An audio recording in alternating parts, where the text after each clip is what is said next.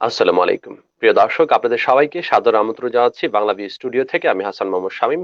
সারাদিনের খবর অনুষ্ঠান নিয়ে প্রতিদিনই আপনাদের সামনে আমরা হাজির হই এবং জানানোর চেষ্টা করি দিনের উল্লেখযোগ্য ঘটে যাওয়া গুরুত্বপূর্ণ ঘটনাবলী। দর্শক, আজকের দিনের উল্লেখযোগ্য ঘটনাগুলির মধ্যে অন্যতম হচ্ছে আজকে কিন্তু সামাজিক যোগাযোগ মাধ্যম ফেসবুকে আহ, গুজব ছড়ানোর অপরাধে র্যাপিড অ্যাকশন ব্যাটালিয়ন র্যাবের 9 যে দলটি আছে তাদের হাতে কিন্তু 7 জন গ্রেফতার হয়েছেন। তারা কয়েকদিন আগে আপনারা জানেন যে সিলেটের শেভরন কর্তৃপক্ষ তারা একটা নিরীক্ষা চালিয়েছিলেন। সেই নিরীক্ষার মাধ্যমে তারা আগুনের একটা সূত্রপাত হয়েছিল এবং সেই আগুনের সূত্রপাত এবং সেই আগুনের যে লেলিহান শিখা ছিল, সেই শিখা কিন্তু সিলেট শহরে বাস করা মানুষজন তারা দেখেছেন এবং দেখার পর থেকেই একটা গুজব ছড়িয়ে পড়ে যে কোথাও বড় ধরনের কোনো অগ্নিকাণ্ড হয়েছে কিনা। এবং সেই গুজবকে কেন্দ্র করেই অনেকেই ফেসবুকে এ ধরনের স্ট্যাটাস দিয়েছিলেন এবং পোস্ট করেছিলেন, বলেছিলেন যে বিজিবি বা একটা আগুন লাগা একটা ভবনের ছবি তারা ফেসবুকে ছড়িয়ে দেন এবং আগুন লাগার যে গুজবটিকে সেটিকে আরো বেশি ত্বরান্বিত করেন এবং মানুষের মধ্যে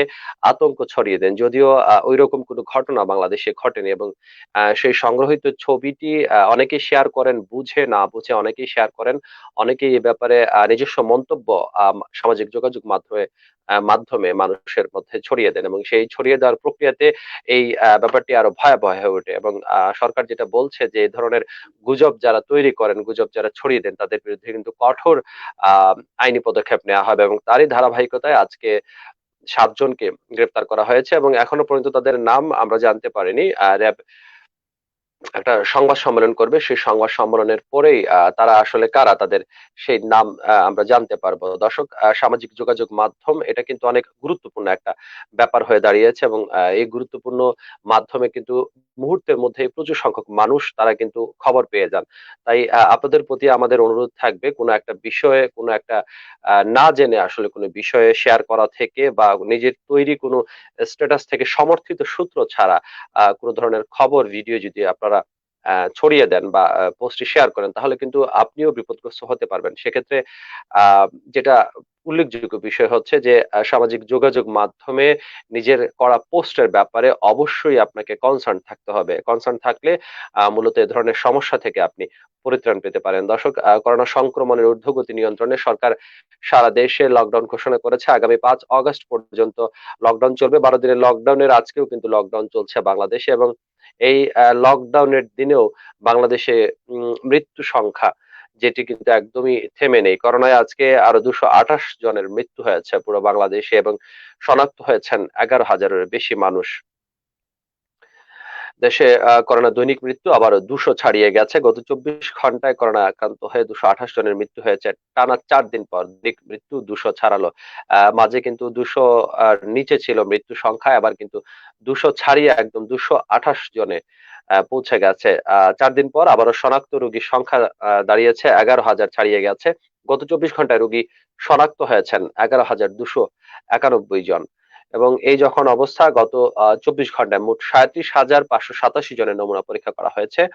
পরীক্ষার বিপরীতে রোগী শনাক্তের হার দাঁড়িয়েছে 30.04%। এর আগে 24 ঘন্টায় করোনায় মৃত্যু হয়েছিল 195 জনের। ওই সময় রোগী শনাক্ত হয়েছিলেন 6,780 জন। রোগী শনাক্তের হার ছিল 32.55%। দর্শক, আপনাদেরকে যদি একটু পরিসংখ্যান জানিয়ে দিতে চাই, দেশে গত এক সপ্তাহে 19 জুলাই থেকে আজকে 25 জুলাই পর্যন্ত প্রতিদিন কতজন মারা গেছেন তার একটা তথ্য আপনাদেরকে জানাতে চাই। গত 19 জুলাই তারিখে মারা গিয়েছিলেন 231 জন। এর পরদিন 20 জুলাই মারা গিয়েছিলেন কাটায় কাটায় 200 জন। 21 জুলাই কমে গিয়েছিল মৃত্যু সংখ্যা, 173 জন মারা গিয়েছিলেন। 22 জুলাই আবার বেড়ে যায়, 187 জন মানুষ মারা গিয়েছিলেন করোনা আক্রান্ত হয়ে। 23 জুলাই আবার কিছুটা কমে আসে, 166 জন মানুষ 23 জুলাই তারিখে মারা যান। 24 জুলাই তারিখে আবার 200-র কাছাকাছি 195 জন মানুষ মারা যান এবং আজকে 25 জুলাই তারিখে সর্বশেষ 24 ঘন্টায় আবারও 200 ছাড়িয়ে গেল করোনায় মৃত্যু সংখ্যা। 228 জন মানুষ মারা গেছেন। দর্শক, করোনা বিষয়টি নিয়ে অনেকের মধ্যেই আসলে অনেক ধরনের কথাবার্তা চলছে। লকডাউন নিয়ে মানুষের মধ্যে অনেক কথাবার্তা চলছে, কিন্তু দেশের করোনা পরিস্থিতি আসলেই খুব একটা ভালো নয়, যে কারণেই আসলে সরকার এই ধরনের কঠোর সিদ্ধান্তে পৌঁছেছে এবং করোনা সংক্রমণের একটা খবর দিয়েছে প্রথম আলো। প্রথম আলো লিখেছে, টিকা নিয়ে তামাশা করে মারা গেলেন করোনায়।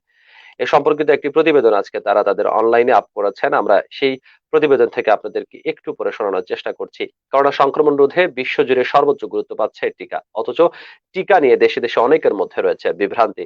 অনেকেই টিকার কার্যকারিতা ও গুরুত্ব নিয়ে কটাক্ষ করেন হাস্যরস। তেমনই একজন যুক্তরাষ্ট্রের স্টিফেন হারমান সামাজিক যোগাযোগ মাধ্যমে শুরু থেকেই করোনার টিকা নিয়ে নানা ধরনের কটাক্ষ হাস্যরস করে পোস্ট দেওয়ার জন্য পরিচিতি পেয়েছিলেন তিনি। কিন্তু সেই ব্যক্তি মাসখানেক করোনা বিরুদ্ধে লড়ে হার মেনেছেন। মৃত্যু হয়েছে স্টিফেনের। তার বয়স ছিল ৩৪ বছর। তিনি যুক্তরাষ্ট্রের ক্যালিফোর্নিয়া অঙ্গরাজ্যের লস অ্যাঞ্জেলেসের বাসিন্দা ছিলেন। দর্শক, করোনা একটা রোগ, একটা মহামারী অতিমারী যেটি গত ২ বছর ধরে পুরো বিশ্বকে থমকে দিয়েছে এবং সেই থমকে যাওয়ার প্রক্রিয়াতে আছে বাংলাদেশও। বাংলাদেশ কিন্তু এর বাইরে নয়। উন্নয়নশীল দেশ হিসাবে আমরা এ ধরনের যে প্রতিবন্ধকতার মুখে পড়েছি সেটা কিন্তু মোকাবেলা করা আমাদের জন্য খুবই কঠিন হয়ে দাঁড়িয়েছে এবং মানুষজন যদি সহায়তা করেন তাহলে হয়তো এ ধরনের যে অতিমারি আছে, মহামারী আছে সেসব আমরা হয়তো কিছুটা হলেও নিয়ন্ত্রণ করতে পারি। দর্শক, একটু খবরে আহ, সিলেটের দিকে চাই। সিলেট ৩ আসনের উপনির্বাচন আর মাত্র ৩ দিন পরে ২৮ জুলাই তারিখে জাতীয় সংসদের ২৩১তম যে আসনটি আছে সিলেট ৩ আসন, যেটি মরহুম মাহমুদুজ্জামান চৌধুরী কয়েস যিনি এই আসনের মেম্বার অফ পার্লামেন্ট ছিলেন, সংসদ সদস্য ছিলেন, তিনি করোনা আক্রান্ত হয়ে মৃত্যুবরণ করার পরে এই আসনটি শূন্য হয় এবং সেই শূন্য হওয়া আসনে উপনির্বাচন ঘোষণা করে সরকার এবং নির্বাচন কমিশন। সেই সিলেট ৩ আসনের উপনির্বাচন অনুষ্ঠিত হতে যাচ্ছে। সেই সিলেট ৩ আসনের উপনির্বাচনে স্থগিত চেয়ে কিন্তু লিগেল নোটিশ পাঠিয়েছেন ৫ জন আইনজীবী। করোনা ভাইরাসের প্রকোপ রোধে চলমান কঠোর বিধিনিষেধের মধ্যে সিলেট ৩ আসনের উপনির্বাচন স্থগিত চেয়ে লিগেল নোটিশ পাঠিয়েছেন ৫ জন আইনজীবী। রবিবার এই সম্পর্কিত তারা প্রতিবেদন আইনজীবীদের পক্ষে নোটিশটি পাঠিয়েছেন আইনজীবী শিশির মনির। আগামী ২৮ জুলাই এই উপনির্বাচন অনুষ্ঠিত হওয়ার কথা রয়েছে। গতকাল শনিবার প্রধান নির্বাচন কমিশনার বলেছেন সাংবিধানিক বাধ্যবাধকতার কারণে চলমান লকডাউনে নির্বাচন স্থগিত রাখা সম্ভব নয়।